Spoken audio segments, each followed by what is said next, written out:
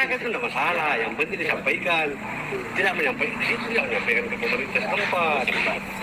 Kalau ada kegiatan begini, bagusnya satu hari sebelumnya kita tanya Kak. Biar saya tanya masyarakat bahwa nanti ada begini supaya tidak ada enak bulan. santai di rumah, Ya, telepon artinya lagi. di sini saya tidak akan pilih. Bingung juga, Tapi pusing sebagai juga pemerintah tiap hari. saya di tengah-tengah. Jadi bagusnya kita tanya Kak. Terus satu harinya saya tanya lagi nih, semua orang-orang tetangga-tetangga yang berdampak langsung bahwa mau ada latihan di situ bagaimana, gitu. Jadi kalau ada nih, bilang saya sudah melapor sama pemerintah setempat. Jadi kalau begini kan di mana melapor tidak ada. Tidak ada. Nah, begitu hanya mungkin begitu. Sebenarnya kita maaf Pak, nanti ke depannya kami sampaikan Pak. Nah, begitu. Kenapa? Sampaikan. Supaya kita sampaikan juga ke masyarakat. Saya nanti Bukan, sampaikan kepada yang tokoh-tokoh latihan itu. sini bahwa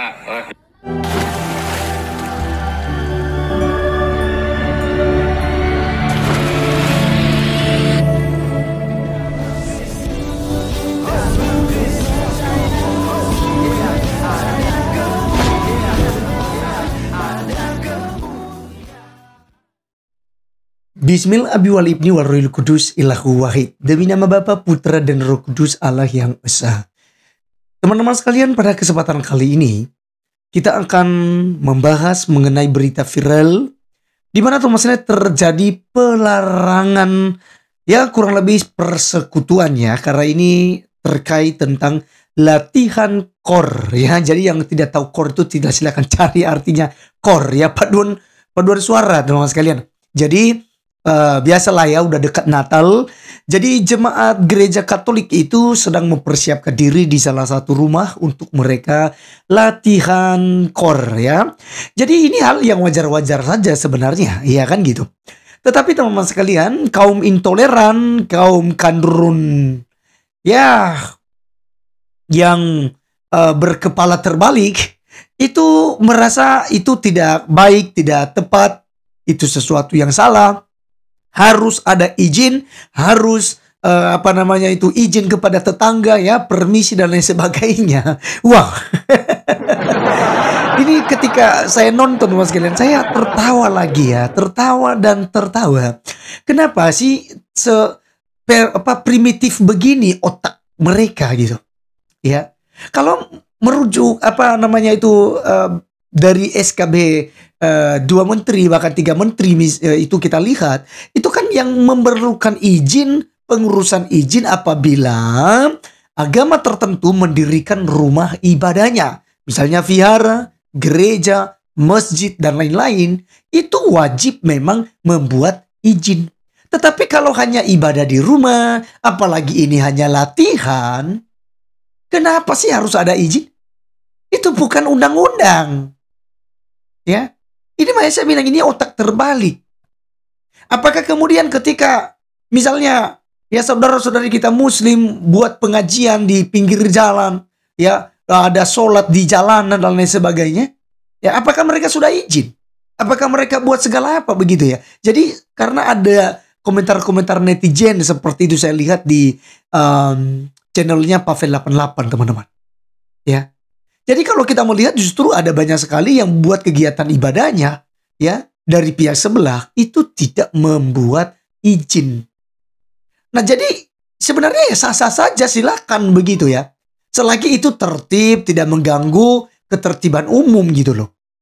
Tetapi ini di rumah dilakukan justru dimintakan izin. Ya tegang rasanya itu di mana? Baik teman-teman sekalian, seperti apa videonya? Mari kita langsung saja simak dulu yang ada berikut ini. Buat persiapan ibadah Natal aja dilarang. Ya, itulah yang dialami jemaat Gereja Stasi Santo Yosef di Bulukumba, Sulawesi Selatan. Ceritanya, para jemaat ini mau latihan kur paduan suara di rumah salah satu warga yang diduga juga jemaat gereja itu untuk persiapan Natal. Tiba-tiba ada sekelompok orang yang mendatangi rumah si jemaat yang pakai baju hijau tua. Pria yang pakai jaket hitam itu bilang, nggak bisa ibadah sembarangan, harus lapor dulu ke pemerintah setempat. Jadi nanti kata si pria ini, para jemaat harus nanyain tetangga setempat dulu, apakah mereka ngerasa terganggu atau enggak atas latihan itu. Itu pun belum cukup ya guys. Katanya setelah nanya ke tetangga, para jemaat ini harus bikin laporan tertulis kalau tempatnya mau dipakai buat ibadah Natal. Warga jemaat yang berbaju hijau hanya bisa pasrah, bahkan minta maaf ke para tetangga karena nggak izin dulu. Video ini diunggah akun TikTok Cecilia Angelina pada 30 November lalu. Di video itu tertulis, umat Katolik latihan nyanyi paduan suara untuk persiapan Natal harus izin melapor ke pemerintah. Video ini pun menuai respon dari warganet. Mereka mengecam aksi para tetangga yang maksa para jemaat harus lapor ke pemerintah setempat. Pelarangan ini jelas nggak masuk akal. Sejak kapan cuma latihan kur paduan suara buat Natalan harus sampai izin ke pemerintah setempat? Ingat ya, sesuai SKB 2 Menteri Bab 1 Pasal 3 yang wajib pakai izin itu kalau mau mendirikan rumah ibadah. Jadi kalau cuma latihan kur aja yang nggak usah pakai izin segala lah. Orang-orang yang melarang ini harus segera ditindak tegas. Yuk tolak intoleransi dan gaungkan terus toleransi. Benar. Masyarakat itu tidak masalah, yang penting disampaikan. Tidak menyampaikan, tidak menyampaikan ke pemerintah setempat. Kalau ada kegiatan begini, bagusnya satu hari sebelumnya kita tanyakan. Biar saya tanya masyarakat bahwa nanti ada begini supaya tidak ada pula. Santai di rumah, Ya, telepon artinya lagi. di sini saya tidak akan pilih. Bingung juga, Tapi sebagai pemerintah ini, saya di tengah-tengah. Jadi bagusnya kita tanya Kak, terus satu harinya saya tanya lagi nih, semua orang-orang tetangga-tetangga yang berdampak langsung bahwa mau ada latihan di situ bagaimana, gitu. Jadi kalau ada nih anu bilang saya sudah melapor sama pemerintah setempat. Jadi kalau begini kan bilang di mana melapor tidak ada. Tidak ada. Nah, begitu anunya mungkin begitu. Sebenarnya minta maaf Pak. Mungkin nanti ke depannya kami sampaikan Pak. Nah, begitu. Kenapa? Sampaikan. Supaya kita sampaikan juga ke masyarakat. Saya nanti sampaikan kepada tokoh-tokoh sini bahwa Aduh. Oke, teman-teman sekalian, itulah videonya yang kita sudah saksikan bersama dan kalian memperhatikan teman-teman sekalian ya. Caranya itu bahwa harus ada izin ya. Kita harus menanyakan kepada tetangga, harus bertanya kepada orang lain, harus bertanya kepada pemerintah, harus meminta ya surat-surat menyurat dan segala macam hanya untuk melatihan kor teman-teman sekalian. Ini sangat mengerikan sekali. Tetapi memang ini benar-benar terjadi. Jadi makanya saya bilang sangat miris gitu loh. Jadi ya ini baru terjadi ya 30 November kemarin. Ya. Akhir bulan ini teman-teman sekalian. Yang menuju tanggal 1 Desember ya. Tanggal yang membuat sukacita dan sejahtera karena kita bisa masuk di bulan Desember. Tapi justru terjadi hal-hal intoleran seperti ini. Ya. Memang Alkitab setelah mengatakan ini kepada kita teman-teman sekalian. Itu sebabnya memang kekristenan harus siap sedia, harus terima kenyataan ini.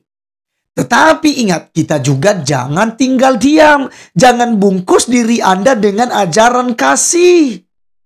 Ajaran kasih itu jangan disalahpahami teman-teman. Ayo kita kompak.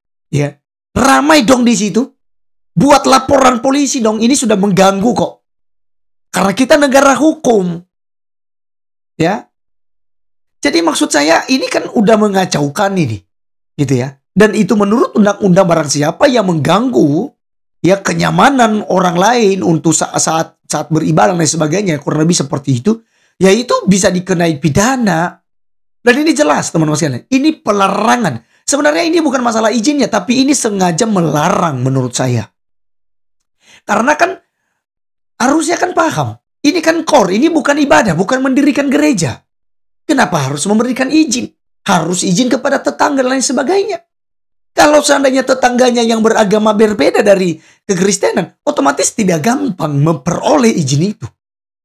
Dan cenderung mereka ketakutan ketika memberikan izin. Karena kan ada ceramah-ceramah yang begitu heboh itu.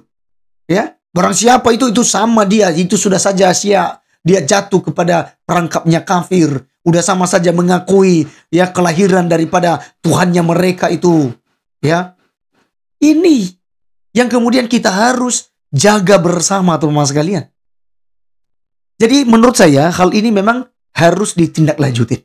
Kita berharap presiden terbaru kita, Pak Prabowo Subianto dan Wakil Presiden Pak Gibran Rakabuming Raka, saya berharap ya, kita berharap semuanya ya, orang-orang intoleran seperti ini, seperti komitmen mereka, jangan sampai dikasih ruang di Republik Indonesia ini.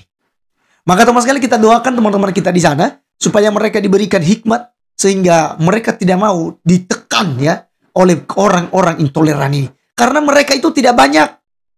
Ya, saya percaya teman-teman Islam juga itu ada banyak yang tidak setuju dengan cara-cara mereka itu. Oleh karena jangan takut, hadapi. Ya, hadapi. Jadi kekristenan di akhir zaman ini harus kompak. Gitu. Jangan sampai kita diinjak-injak terus. Kita mengasihi. Kita memaafkan memang betul. Sesuai dengan ajaran Tuhan Yesus Kristus. Tetapi ya ada ya yang harus kita pertimbangkan. Jika hal ini terus dibiarkan, maka semakin hari kita ditindis, kita diinjak-injak oleh orang-orang munafik. Orang-orang yang menganggap dirinya beragama tapi sesungguhnya mereka tidak beragama. Mereka menganggap dirinya orang-orang yang bertuhan tetapi sesungguhnya mereka tidak punya Tuhan.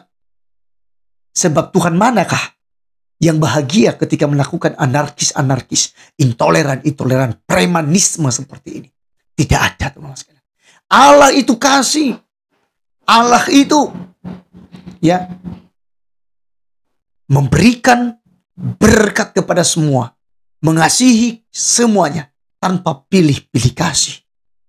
Oleh karenanya, teman-teman sekalian, kita serahkan kepada pemerintah setempat supaya hal ini ya segera ya ditindaklanjutin. Jangan dikasih ruang kepada kaum intoleransi.